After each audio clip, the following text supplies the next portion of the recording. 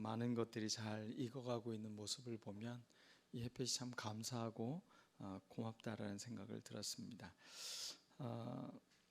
햇볕을 가득 머금은 그 과수원을 이렇게 지나면 그 과일 향이 이렇게 향긋하게 날 때가 있습니다. 그러면 그 싱그러움이 우리를 기분 좋게 만드는 그런 경험이 있는데, 같은 나무에서 어떤 사과는 틈실하게 잘 익어가는 사과가 있는가 하면 어떤 사과는 벌레가 먹어서 썩어가고 있는 것을 볼 수가 있습니다. 오늘 성경 말씀에 나오는 이스라엘의 초대 왕인 사울은 잘 익어가는 것처럼 보였습니다. 제법 향기도 났습니다. 그가 블레셋을 무찌르는 것을 보고 사람들은 그를 통해 감동을 받았습니다. 역시 왕이 있어야 돼, 이런 마음을 그들이 가졌습니다. 그러나 그는 점점 승리에 도취되어져 있고 교만했고 또 전쟁을 통해 얻어지는 것들에 탐욕을 품기 시작을 했습니다. 그는 이제 하나님보다는 자기의 이득을 위해서, 자기의 권력을 위해서 그는 전쟁을 벌이고 있는 사람이 되었습니다. 그는 무엇보다도 하나님을 떠나 있는 사람이었습니다. 왕이었지만 이제는 하나님에게 여쭙기보다는 자기 스스로 무엇이든지 할 수 있다고 생각하는 오만함이 그의 삶의 주인이 되어갔다는 것입니다. 그는 점점 죄악된 길을 걸어갔고 또 골리앗이라는 장수 앞에서 그는 무기력한 모습을 보이기 시작을 합니다. 그때 하나님은 새로운 한 사람을 영웅으로 등장시킵니다. 바로 다윗입니다. 하나님을 벗어난 사울 왕은 벌레가 먹기 시작을 했습니다. 그의 정신, 그의 감정, 그의 몸까지도 벌레가 먹었습니다. 추운 겨울을 이겨내고 봄에 활짝 핀 꽃으로, 그리고 뜨거운 여름을 잘 견뎌냈고 장마와 태풍을 견뎌낸 그 과일들이 결과가 썩고 벌레 먹은 것이라면 참 허무한 것이 될 것이라 생각이 듭니다. 사울 왕의 삶이 바로 그러한 모습이었다는 것입니다. 그는 초기에는 너무 멋진 모습을 보였던 왕이었습니다.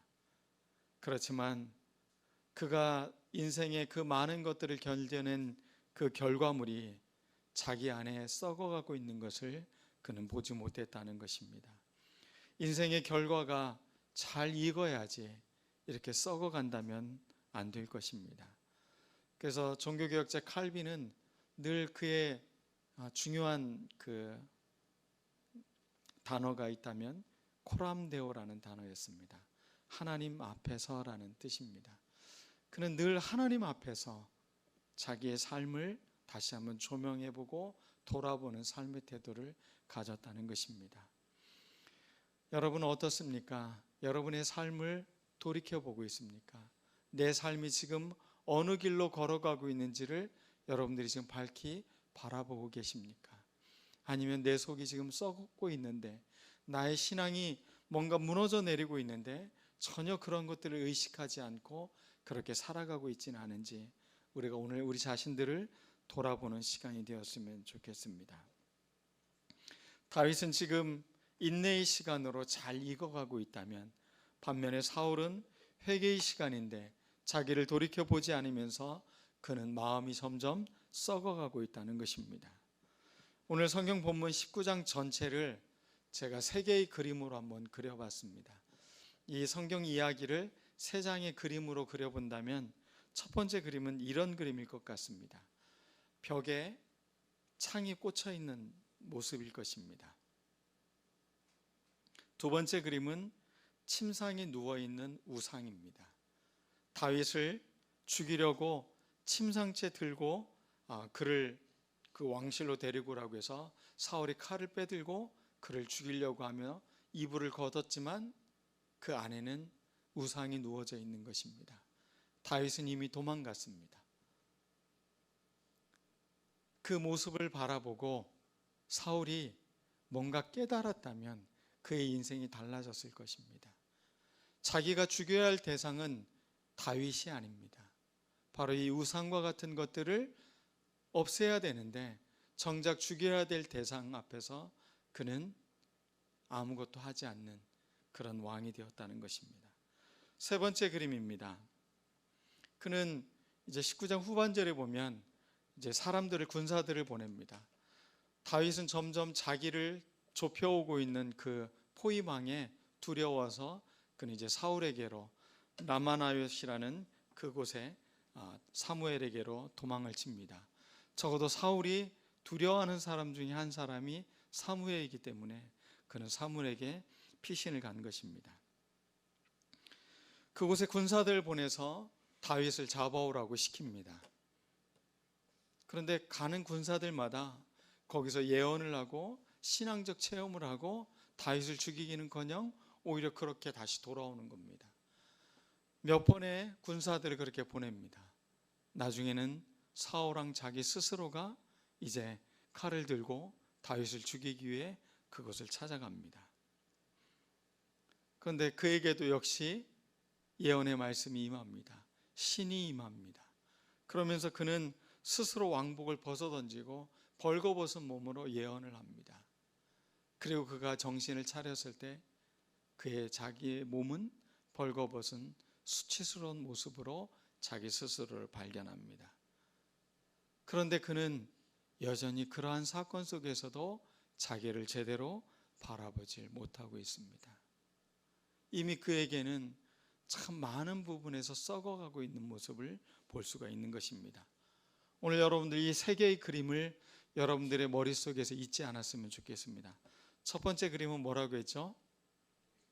벽에 박혀있는 창. 두 번째 그림은 침상에 누워있는 우상.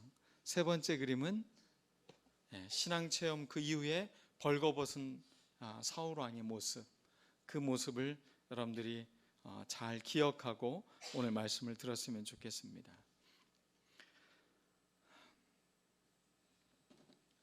첫 번째 벽에 박힌 창을 그림으로 한번 여러분들이 나름대로 상상을 해왔으면 좋겠습니다. 하나님을 떠난 리더의 모습에는 오로지 치졸한 시기심만이 가득해 있습니다. 자기가 가장 충직한 사람인 다윗, 자기가 그토록 사랑하고 그 골리앗을 물리치는 그런 영웅적인 그런 부하를 두고 있다는 것으로 너무 즐거워했던 그 사울이 어느덧 그를 시기하며 그를 죽여야 될 대상으로 바꿔놨다는 것입니다. 왕이 한 나라의 위대한 사람이었던 사울이 이제 얼마나 그 시기심에 치졸한 모습을 보이고 있는지 알 수가 없습니다. 아들 요나단마저 아버지를 이제 설득하려고 합니다. 이유 없이, 죄 없이 피를 흘려서는 안 됩니다. 다윗은 죽일 만한 일을 저지른 사람이 아닙니다. 아버지 멈추십시오. 그러자 사울이 맹세를 합니다. 그래, 내가 하나님의 살아계심을 두고 맹세하여 다윗을 죽이지 않겠다. 그런데 이 약속이 철저히 깨져버리는 그림이 바로 우리가 보는 첫 번째 그림인 것입니다. 이미 그는 다시 악한 영에 휩싸여서 다윗을 향해 창을 집어 던진 것입니다. 한나라 왕이 맹세했던 말이 이렇게 허무하게 무너져 내립니다. 여러분들은 어떻습니까? 그리스도인들이 자기 입에 내뱉은 말들을 여러분은 어떻게 하고 있습니까? 아무 의미 없이 그 말을 또 어기고 그렇게 가치 없게 여러분들 혹시 그렇게 살고 있지는 않으십니까? 내가 맹세했다면 그것을 이루기 위해서 목숨까지도 아까워하지 않을 만큼 그렇게 자기가 내뱉은 말에 책임을 지려고 하는 태도, 이것은 너무나 중요한 것입니다. 신앙인들이 꼭 가져야 될 것, 우리는 말씀의 사람들입니다. 언약의 사람들입니다. 말씀과 약속, 이것을 철저히 지키고 또 그것에 신뢰감을 가질 수 있는 대상이 되기 위해 우리는 부단히도 노력하는 사람들이 되어야 되는 것입니다.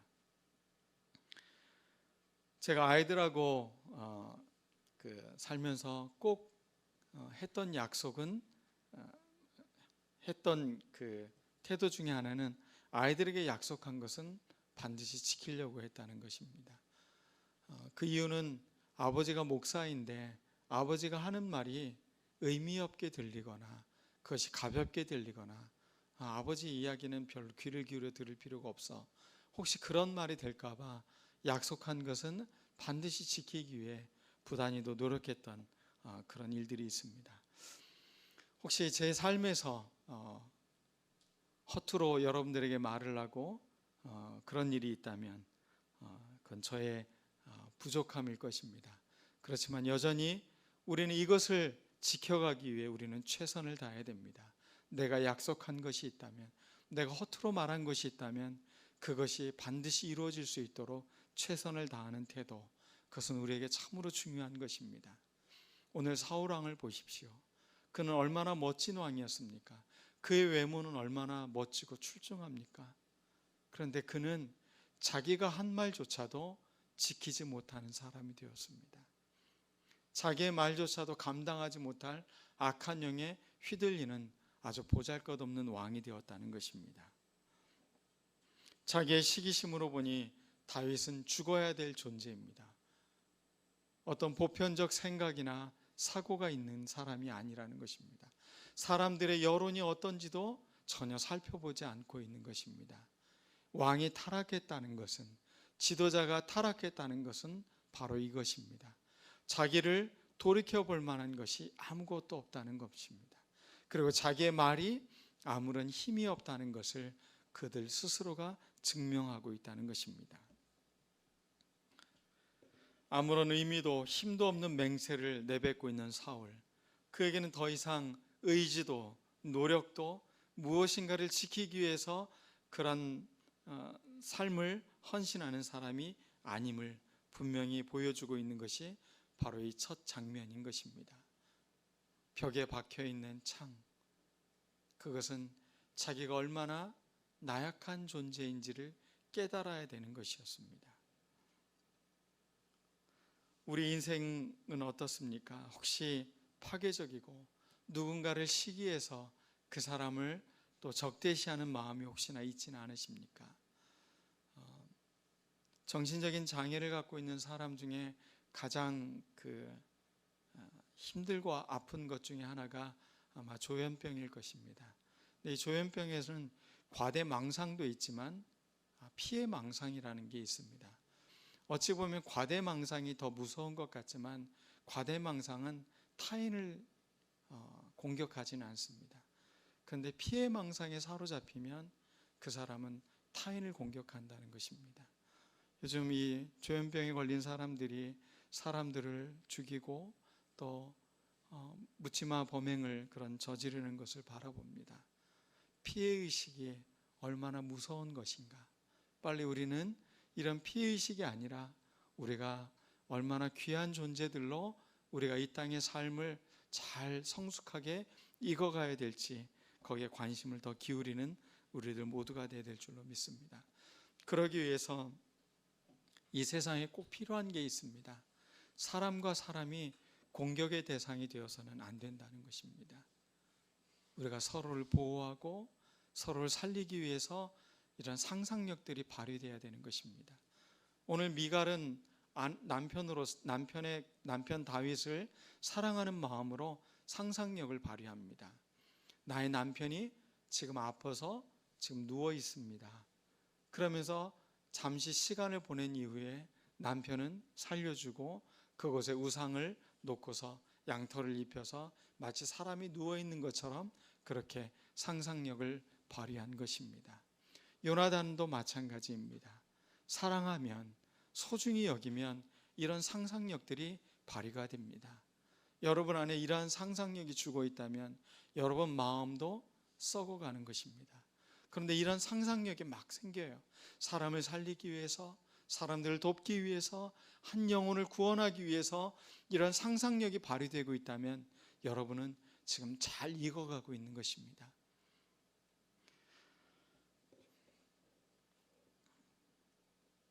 두 번째, 침상에 누워있는 우상입니다.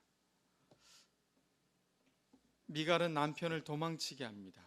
이런 상상력을 발휘하고 있습니다. 어찌 보면 이것은 사울에게 귀한 깨달음이 되었을 것입니다.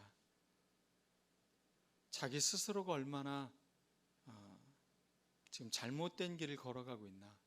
자기의 딸마저도 아빠를 속이고 이 다윗을 살려주려고 하고 있는데 자기는 그 시기심에 자꾸 이 다윗을 죽이려고 하는 그 오류를 계속 범하고 있는 것입니다. 자기의 적이 누구인지를 그는 알지 못하고 있습니다. 왕은 분명해야 됩니다. 백성을 살리고 그 백성을 괴롭히는 사람들을 무찌르기 위한 적을 분명히 설정해 놓아야 되는 사람입니다. 근데 왕인 자기는 지금 다윗이라는 사람을 시기하며 그를 주적으로 만들었습니다. 참으로 안타까운 일들입니다. 사울은 가족에게도 그 주변에 있는 부하들에게도 조차 그는 인정받지 못하는 사람으로 전락하고 있는 것입니다. 자기가 죽여야 될 대상은 헛된 우상인데 그는 오히려 다윗을 죽이려고 했습니다. 침상에 누워있는 것이 우상임을 바라봤다면 그래, 내가 죽여야 될 대상, 나의 적은 이것이지. 그 깨달음이 왔다면 그는 이 어리석은 행동을 반복하지 않았을 것입니다. 마지막 세 번째 그림입니다. 라마나요스로 몸을 피한 다윗, 그는 사무엘을 통해서 보호를 받으려고 합니다. 사울은 군사들을 보내 그를 죽이려고 하지만 그 군사들도 신적 경험을 하게 됩니다.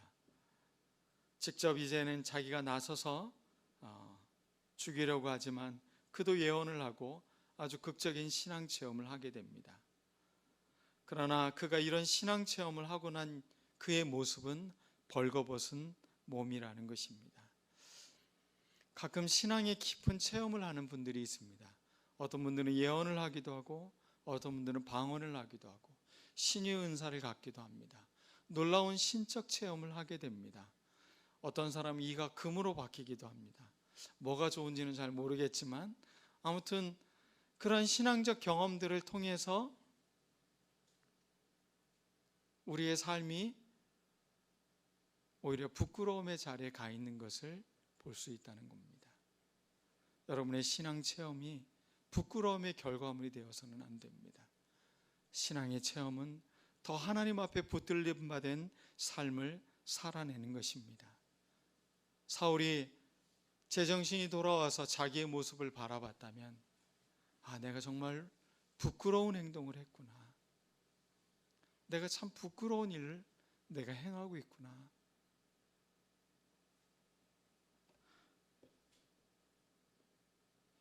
권력자는 자기의 부끄러움을 아는 자가 진짜 권력자가 되어야 됩니다. 부끄러움도 없이 오만하게 자기가 말하고 자기가 생각한 것은 다 옳다고 생각하는 것, 그것은 정말로 부끄럽기 짝이 없는 일인 것입니다. 내가 한 행위, 나의 생각, 나의 행동의 결과물들, 또 나의 말들, 그것이 어떠한 일을 어떠한 결과로 주어지고 있는지를 바라보면서 자기를 끊임없이 돌이켜 봐야 되는 것입니다.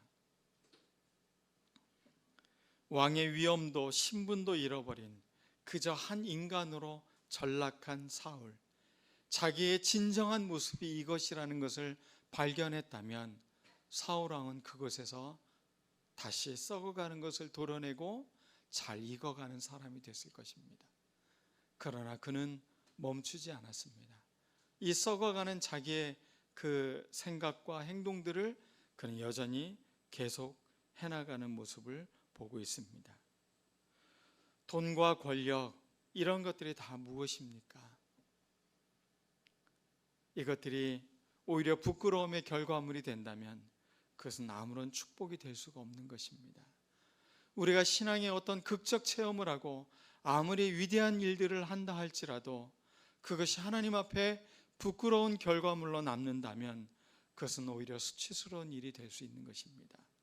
우리의 신앙이, 우리의 삶이, 우리의 언어가, 우리의 행동이 하나님 앞에 아름답게 드러나야 되는 것입니다. 부끄럽지 않도록 우리 자신을 늘 하나님 앞에 서서 주님, 내 모습이 어떻습니까? 나의 지금 행동, 나의 지금 생각, 이것들이 지금 바르게 되어져 가고 있는 것입니까? 끊임없이 이렇게 돌이켜 볼 때 우리는 놀라운 삶으로 초대받을 수 있다는 것입니다. 이 가을 좋은 햇볕을 받으며 우리 잘 익어갔으면 좋겠습니다. 썩어가지 않았으면 좋겠습니다. 한나 아렌트라는 철학자가 예루살렘의 아이히만이라는 책을 썼습니다. 그 책은 우리에게 굉장히 중요한 것을 알려주고 있습니다. 악을 행한 사람이 아주 극히 평범하다는 것입니다. 뿔을 달고 있지도 않습니다. 아주 폭력적인 사람처럼 보이지도 않습니다. 아주 교활한 사람처럼 보이지도 않습니다. 그는 아주 평범한 사람입니다. 아이히만, 그는 성실한 국가의 관료였습니다. 공무원이었습니다. 위에서 명령을 내리면 그것을 성실히 수행하는 사람이었습니다.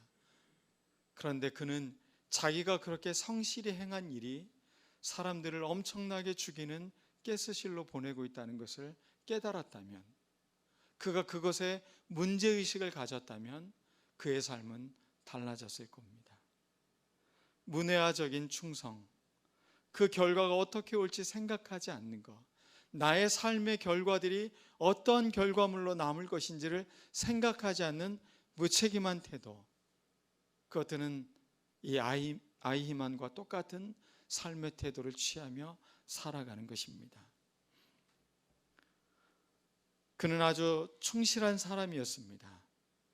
무비판적이었고 아주 성실한 태도로 모든 일들을 이루었던 사람이었습니다. 그렇지만 그의 삶은 아주 끔찍한 결과를 낳았다는 것입니다. 여러분들이 생각하는 악은 악마가 아닙니다. 괴물처럼 보이지 않습니다. 아주 평범한 우리의 일상의 사람들로 우리에게 다가온다는 것입니다. 여러분 삶에 이렇게 일상적인 악들이, 그 내 삶의 결과물들이 어떠한지를 바라보지 않는다면 우리는 썩어가는 것입니다.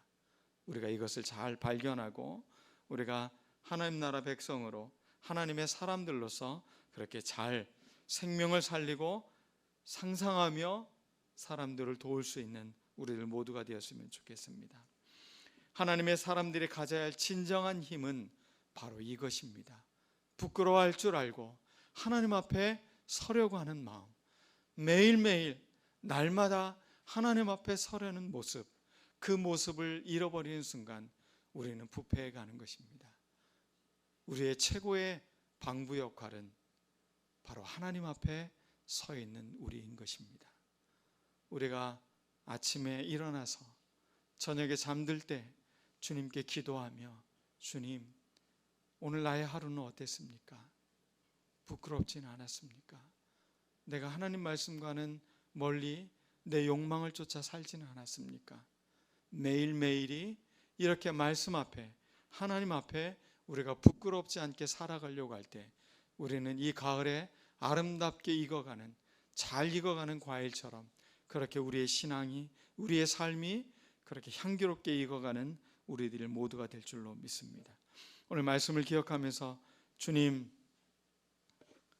나에게도 평범한 하루이지만 그것이 어떤 결과를 가져오는지, 나의 생각이, 나의 행동이 얼마나 부끄러운지를 돌아볼 수 있는 우리가 되게 해달라고 우리 다 같이 기도하겠습니다.